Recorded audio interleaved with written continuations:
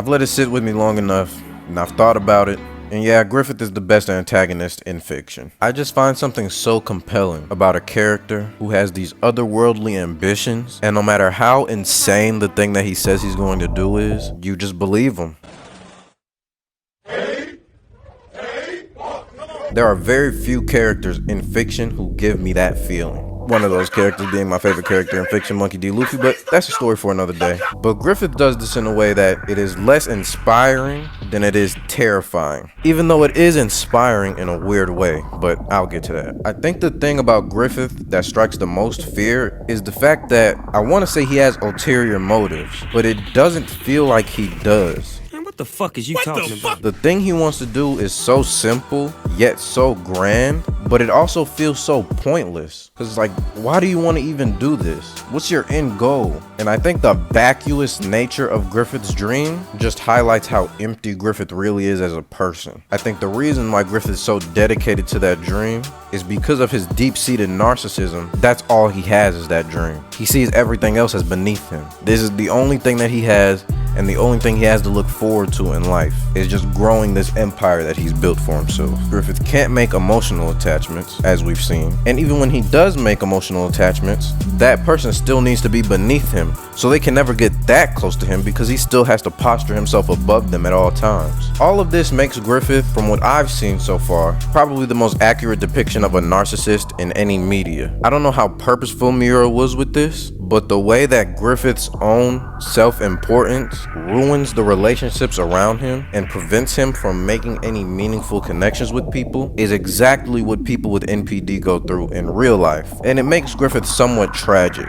But something brings me back down with Griffith and makes me look at him a little sideways is how deceptive he is and how deceptively nice he is. Griffith has this way of just telling people what they need to hear in the moment, even when he doesn't really mean it all that much. The first scene that comes to mind is when he's talking to Princess Charlotte. In this scene, Griffith puts on airs as if he understands Princess Charlotte's disgust with war and battle, when, from what we see, Griffith is pretty indifferent about war throughout the entire story. War is a means to an end for Griffith. He doesn't really care, which is another thing I'm going to talk about with Griffith in a minute. But Princess Charlotte even says it in this scene, I think, where she says, sometimes Griffith talks like a scholar or a philosopher, and sometimes he talks like a child, and sometimes he just talks like he's your best friend. And she's saying it in admiration, but to me, that is the scariest thing about Griffith. It's because he switches through these different personalities so quickly, it gives the feeling that none of these are really Griffith. Like, how much of this does he actually believe and think, and how much of this is just an act to look more human so that people like him? And it highlights another thing that's interesting about Griffith's character to me, which is how seemingly little he seems to care about. There's maybe 3 people in his life that he genuinely, quote unquote, cares about in some kind of way, and he cares about his overarching dream to be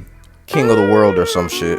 But other than that, what does Griffith actually care about?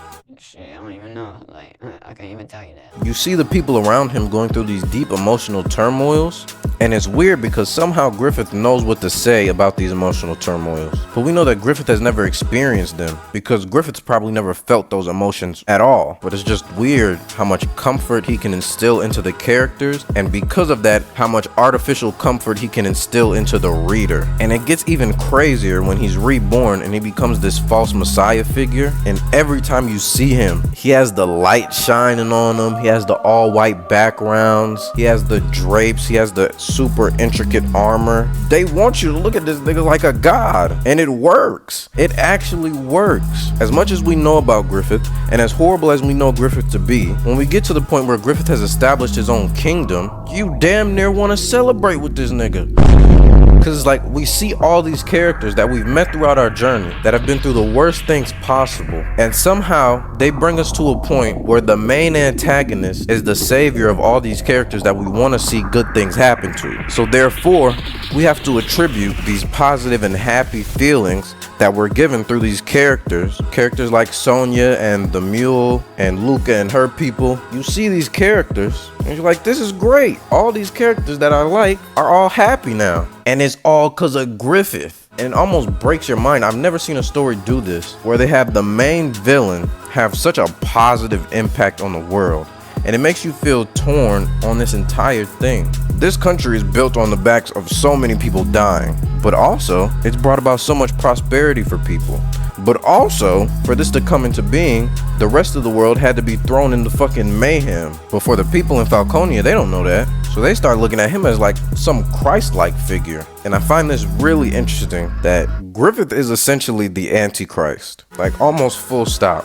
Griffith is actually the prophecy of the Antichrist manifested right in front of your face. Everyone's worshiping this nigga, not knowing how horrible his quote-unquote birth was. Like the horrid things that he came from to make this a reality, and the harm that he's instilling on the rest of the world to make this happen. It's the most bittersweet thing.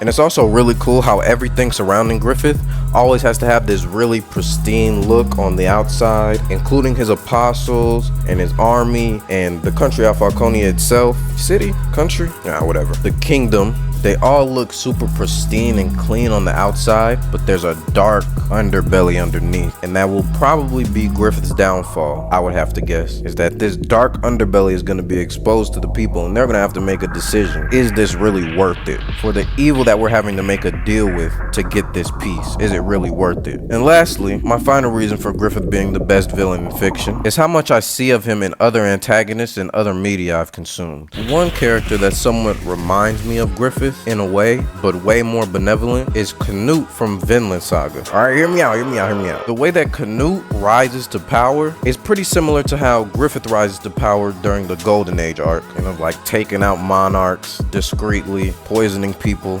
things like that. Another character that feels like he was heavily inspired by Griffith is Johann Liebert from Monster. I'm currently reading Monster right now, and Johann gives me a lot of those same feelings that Griffith does, in the way that he's able to draw people in just by natural charisma, and how otherworldly he feels compared to all the people around him. The way that Johann also keeps everyone at arm's length and never makes connections with anyone besides a few select people. When I finish Monster, I might make a video on Johann, but he has a lot of those qualities similar to Griffith that make them both really interesting to me. Yeah, man, that's all I got for today. If y'all like the video, like the motherfucking video, subscribe to the channel, and yeah, man, I'm gone. Damn, I can't forget about them